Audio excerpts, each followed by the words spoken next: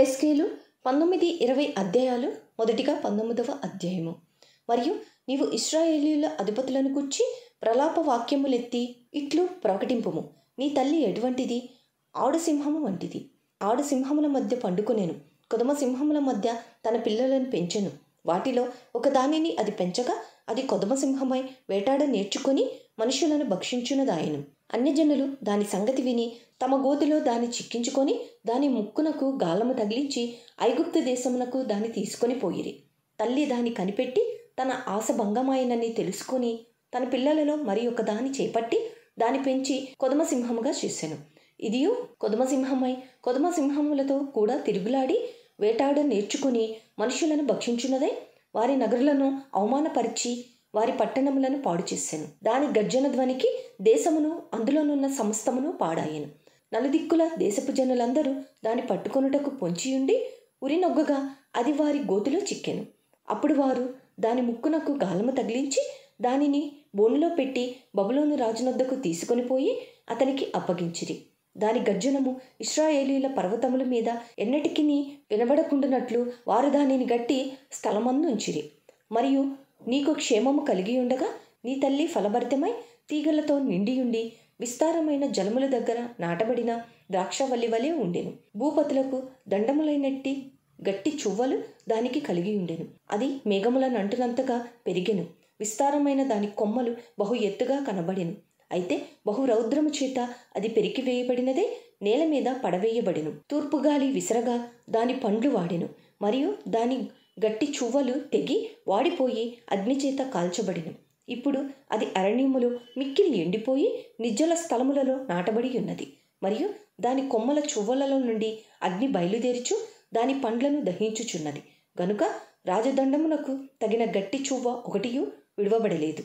ఇదియే ప్రలాప వాక్యము, ఇదియే ప్రలాపమునకు కారణమగును. యెహెజ్కేలు 20వ అధ్యాయము. 7వ సంవత్సరము 5వ నెల 10వ దినమున ఇశ్రాయేలీయుల పెద్దలలో కొందరు యెహోవా యొద్ద విచారణ చేయుటకై నా యొద్దకు వచ్చి నా ఎదుట కూర్చుండి ఉండగా యెహోవా వాక్కు నాకు ప్రత్యక్షమై ఇలాగూ సెలవిచ్చెను. నరపుత్రుడా, నీవు ఇశ్రాయేలీయుల పెద్దలతో ఇట్లనుము. ప్రభువగు యెహోవా సెలవిచ్చినదేమనగా, నా యొద్ద విచారణ చేయుటకు మీరు వచ్చుచున్నారే, నా జీవము తోడు, నా వలన ఏ ఆలోచన అయినను మీకు దొరకదు. ఇదే ప్రభువగు యెహోవా వాక్కు. వారికి న్యాయము తీర్చుదువా? నరపుత్రుడా, వారికి న్యాయము తీర్చుదువా? వారి పితరులు చేసిన హేయ కృత్యములను వారికి తెలియజేయుము. ఎట్లనగా, ప్రభువైన యెహోవా ఇలాగూ సెలవిచ్చుచున్నాడు.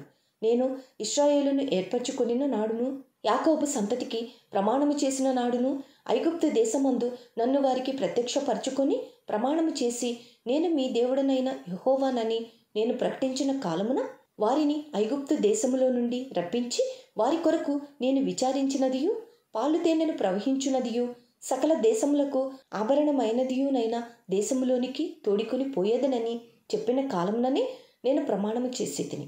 అప్పుడు నేను మీ దేవుడనైన యెహోవాను. మీలో ప్రతి వాడు తనకిష్టమైన హేయ కృత్యములను విడిచిపెట్టవలెను.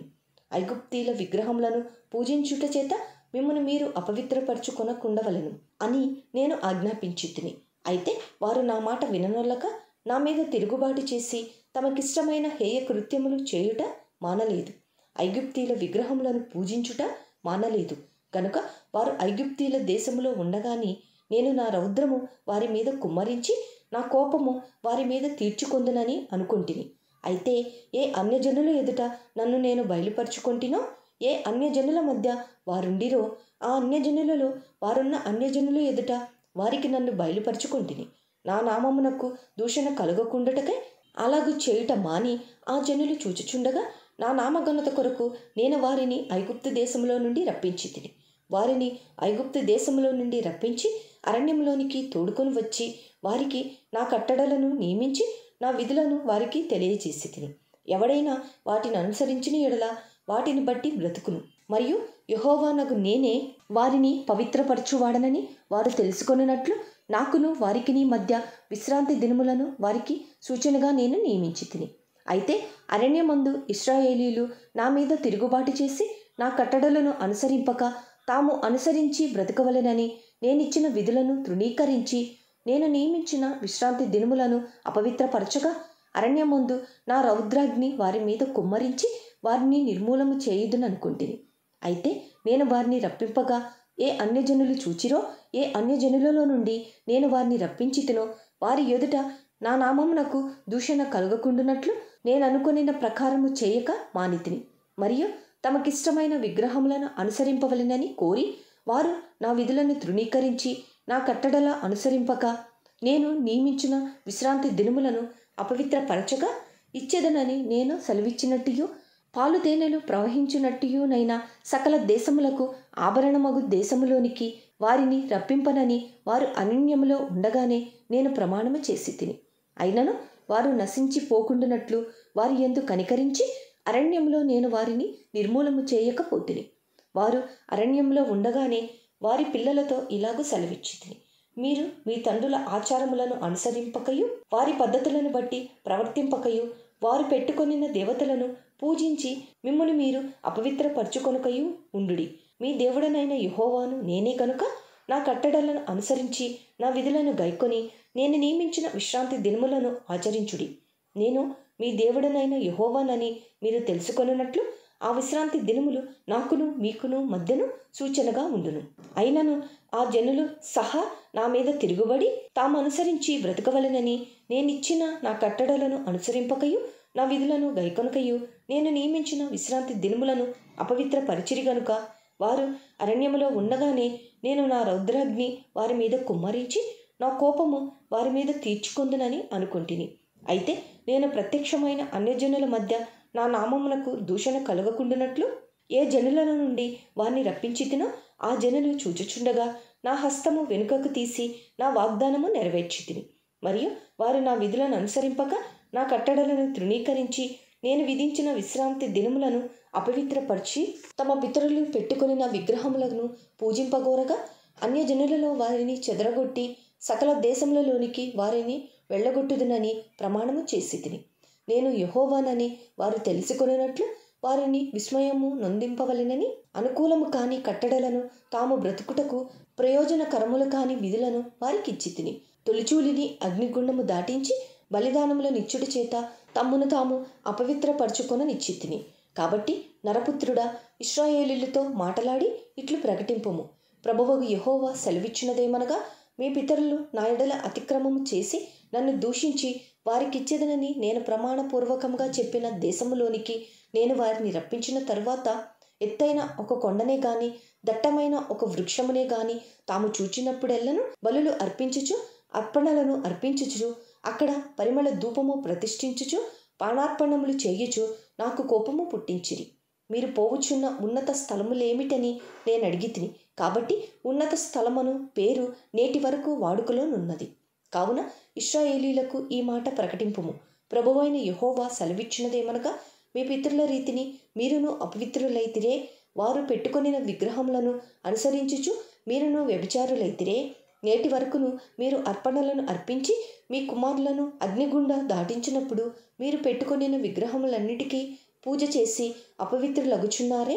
ఇశ్రాయేలీయులారా, నా యొద్ద మీరు విచారణ చేయుదురా? నా జీవము తోడు నా వలన ఆలోచన మీకు దొరకదు. ఇదే ప్రభువైన యెహోవా వాక్కు. అన్యజనులేమి భూమి మీద ఏ జనులేమి చేయునట్లు మేమును కొయ్యలకును రాళ్లకును పూజ చేతమని మీరు అనుకొనుచున్నారే. మీరు ఇచ్చేయించిన దాని ప్రకారం ఎన్నిటికీ జరగదు.